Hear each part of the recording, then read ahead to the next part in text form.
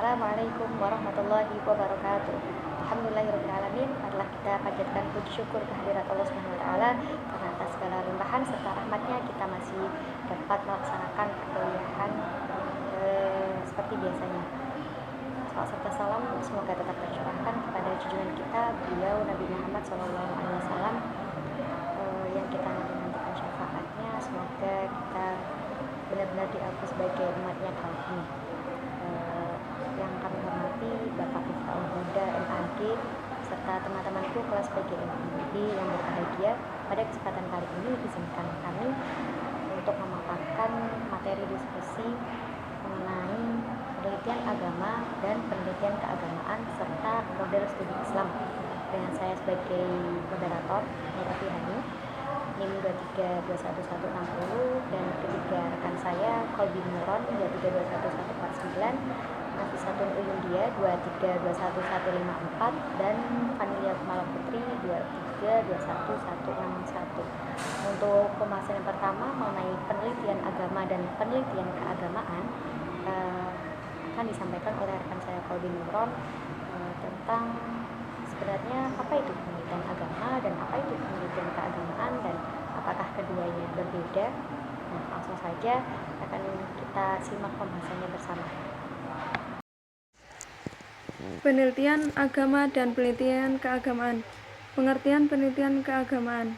Secara etimologi, istilah penelitian berasal dari bahasa Prancis kuno, yaitu recherches, kombinasi antara kata re dan chercher yang berarti menemukan, mencari, menelusuri, dan survei. Penelitian recherches adalah upaya sistematis dan objektif untuk mempelajari suatu masalah dan menemukan prinsip-prinsip umum. Berdasarkan jenisnya, penelitian dapat dibagi menjadi tiga, yaitu penelitian kuantitatif, kualitatif, dan metode campuran. Pertama, yaitu penelitian kuantitatif adalah sebuah metode untuk menguji teori-teori tertentu dengan cara menganalisis hubungan antar variabel. Biasanya diukur melalui instrumen penelitian sehingga data yang terdiri dari angka-angka dapat dianalisis berdasarkan prosedur-prosedur statistik. 2. Penelitian kualitatif adalah sebuah metode untuk mengeksplorasi dan memahami makna yang berasal dari masalah sosial dan kemanusiaan. Yang ketiga, metode campuran atau mixed adalah pendekatan penelitian yang mengombinasikan antara bentuk penelitian kuantitatif dan penelitian kualitatif yang melibatkan antara asumsi-asumsi filosofi, aplikasi pendekatan kuantitatif dan kualitatif, serta pengintegrasi kedua metode ini dalam suatu penelitian. Istilah agama berasal dari bahasa Sanskerta yang diserap dari konsep kepercayaan agama Hindu dan Buddha di Indonesia. Jika dijabarkan, istilah agama ini terdiri dari dua kata, yaitu a artinya tidak dan gama artinya kacau. Maka agama dimaknai sebagai suatu pedoman atau peraturan yang mengarahkan manusia pada keteraturan atau menghindarkan manusia dari kekacauan. Pokok dari penelitian ilmiah terhadap agama adalah fakta dan pengungkapannya yang data-datanya diperoleh dari pengamatan terhadap kehidupan dan kebiasaan keagamaan manusia. Mengungkapkan sikap keagamaannya dalam berbagai tindakan seperti doa, konsep-konsep religius, dan lain sebagainya. Penelitian ilmiah terhadap fenomena agama ini dilakukan dengan berbagai disiplin ilmu dan yang disesuaikan dengan jangkauan dan tujuan. Simpulkan bahwa penelitian agama adalah sebuah prosedur ilmiah untuk mempelajari agama dan berbagai aspeknya, menganalisis fenomena atau realitas empiris pelaksanaan agama dalam kehidupan suatu masyarakat dengan menggunakan pendekatan teoritis dan metodologis yang relevan. Pengertian penelitian keagamaan. Penelitian keagamaan religius adalah penelitian yang objeknya tidak langsung mengenai doktrin agama, tetapi menitik beratkan pada agama sebagai sistem keagamaan dan nilai-nilai yang dilingkupinya serta gejala-gejala yang terjadi seperti nilai kemanusiaan, kerukunan, interaksi sosial, dan seterusnya.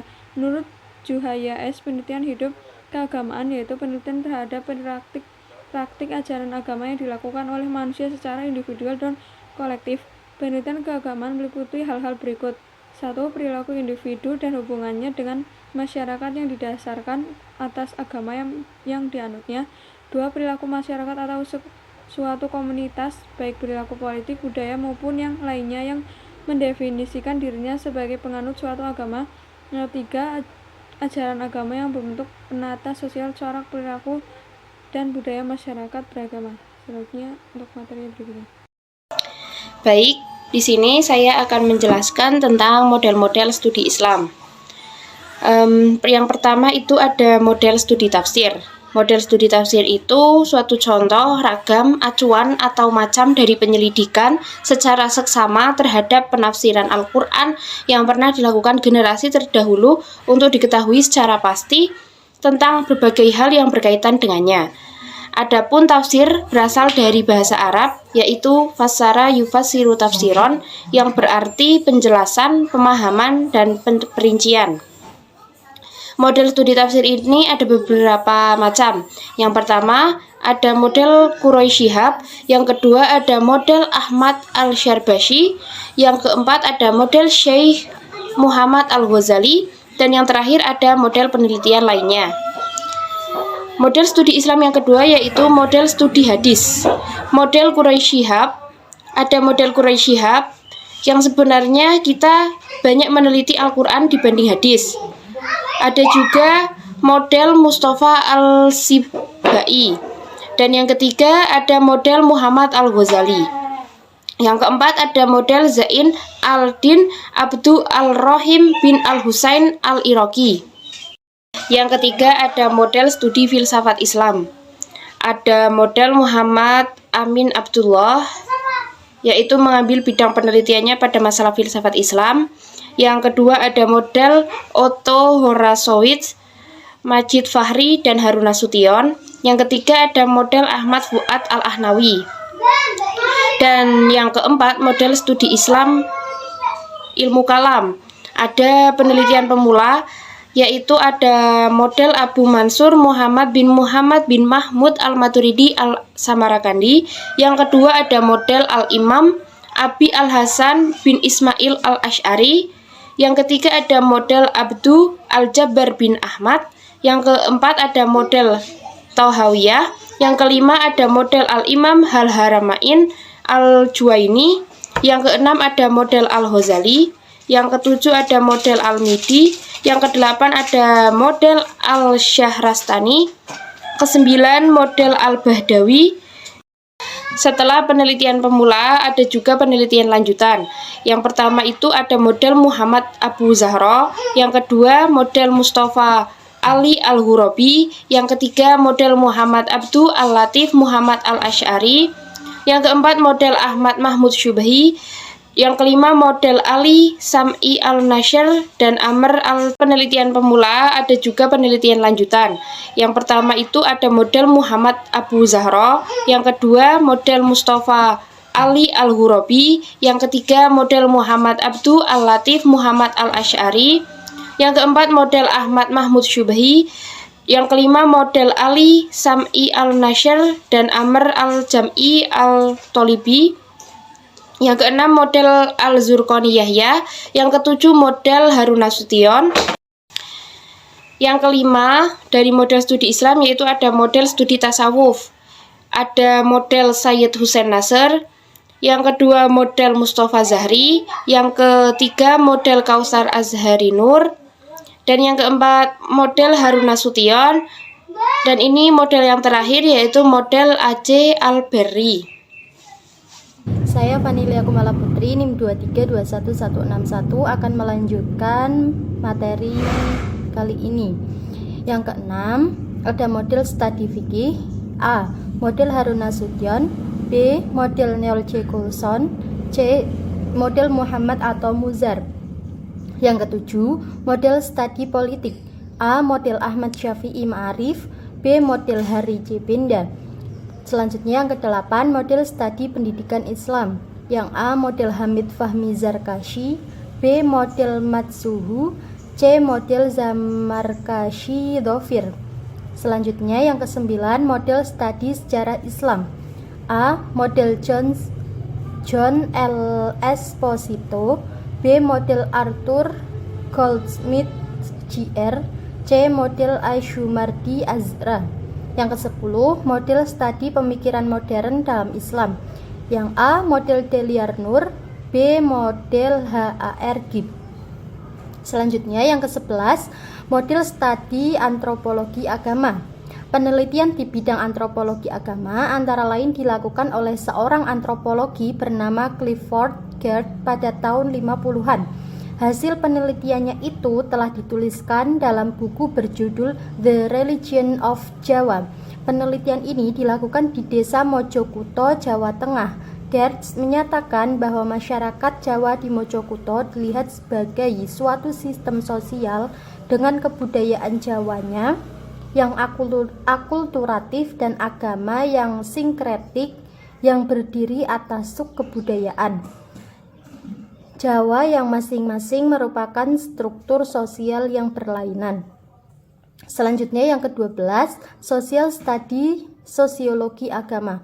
Robert N. Bellah dalam bukunya berjudul Religion Evolution American Sociological Review tahun 1964 mengatakan bahwa teori-teori penelitian tentang agama telah dibuat sejak ratusan tahun yang lalu, yakni sejak zaman Herodotos. Hasil penelitian Bellah terhadap agama primitif menyimpulkan bahwa agama primitif secara keseluruhan diarahkan kepada suatu kosmos tunggal. Mereka sama sekali tidak mengetahui suatu dunia yang sama sekali berbeda dalam hubungannya dengan dunia nyata yang sama sekali tidak bernilai. Agama-agama ini menaruh perhatian terhadap penelitian keharmonisan diri manusia, sosial, dan kosmis, serta berkepentingan atas pencapaian tujuan-tujuan tertentu seperti hujan, panen, anak, kesehatan yang selalu menjadi tujuan hidup manusia biasa. Selanjutnya yang ke-13, model studi ekonomi Islam. Yang A, model Afzalur Rahman. B, model Muslimin Hakara. Kemudian C, model Gemala Dewi. Demikian materi yang saya sampaikan. Selanjutnya akan disampaikan oleh Mbak Nur Afihani. Kepadanya saya persilakan. Baik, selanjutnya saya di sini akan menjelaskan mengenai model studi Islam di kalangan insider dan outsider. Nah, sebelumnya apa itu insider dan outsider? Insider sendiri adalah para pengaji agama yang berasal dari agama yang bersangkutan atau bisa kita sebut sebagai orang dalam. Sedangkan outsider adalah kebalikan dari insider, yaitu para pengaji agama yang bukan penganut agama yang bersangkutan. Jadi dalam masalah ini, studi Islam yang dikaji oleh insider dan outsider, kalau insider itu dikaji oleh cendekiawan muslim sendiri, sedangkan di kalangan outsider berarti yang mengkaji itu cendekiawan barat ataupun sarjana barat, seperti itu. Nah, sebenarnya apa sih yang melatar belakangi adanya studi Islam di dua kalangan ini? Nah, dari kalangan insider sendiri, studi Islam merupakan kebutuhan di mana kajiannya itu mengkaji tentang fenomena yang berkaitan dengan kejadian dalam dunia Islam yang kemudian dibuat rumusan baru menjadi ilmu pengetahuan. Nah, sedangkan dari kalangan outsider sendiri, sarjana-sarjana barat itu tertarik dengan setiap fenomena yang terjadi di dunia orang muslim. Nah, fenomena ini sudah muncul sejak lama, karena para sarjana barat itu merasa perlu melakukan sikap pertahanan diri atas keyakinan yang diyakininya hingga sekarang. Nah, mereka itu memandang perlu untuk mengkaji Islam lebih dalam berdasarkan bagaimana Islam itu dapat dipahami oleh umatnya, seperti itu. Nah, objek kajian dari studi Islam sendiri itu berbagai fakta realitas ataupun fenomena yang kemudian didiskusikan baik oleh kalangan insider maupun outsider yang kemudian ditafsirkan dan dipahami dengan pemikiran Islam. perbedaan perspektif outsider dan insider dalam mengkaji Islam. Outsider itu memandang agama sebagai pengetahuan, sedangkan insider atau cendekiawan muslim sendiri memandang agama sebagai ajaran atau perilaku. Dan kajian yang kedua itu tentang objek. Outsider sendiri lebih menjaga jarak dengan objek yang dikajinya, sedangkan insider itu lebih berperspektif subjektif. Dan selanjutnya itu sifat dari pengamatan outsider itu mereka lebih mengarah pada hipotesis atau dugaan-dugaan, sedangkan pada insider lebih bersifat pada keyakinan, karena model studi Islam yang mereka kaji, yang mereka kemudian aplikasikan dalam kehidupan itu nantinya akan menjadi pedoman. Kemudian yang terakhir ada penilaian dari outsider sendiri, mereka lebih historis atau menceritakan rentetan sejarah, dan insider itu lebih mengutamakan pada nilai-nilai normatif yang kemudian bisa dijadikan pedoman untuk hidup. Dalam perkembangannya, model studi Islam dikaji oleh kedua belah pihak, baik dari insider maupun outsider. Nah, sekarang ini kajian Islam di Barat telah mengalami perubahan, di mana para peneliti Barat itu justru sekarang berkolaborasi dengan para pengkaji Islam. Jadi mereka itu bersinergi untuk membangun riset dan pemikiran yang dilakukan bersama-sama secara dialogis. Jadi mereka mendiskusikan permasalahan-permasalahan agama Islam baik dari perspektif Barat maupun dari perspektif Islam itu sendiri. Nah, hal inilah yang disebut sebagai kebangkitan orientalis baru. Sekian pemaparan materi dari kelompok kami. Kurang lebihnya mohon maaf. Apabila ada pertanyaan, teman-teman bisa mengajukan pertanyaan di sesi tanya jawab. Sekian. Assalamualaikum warahmatullahi wabarakatuh.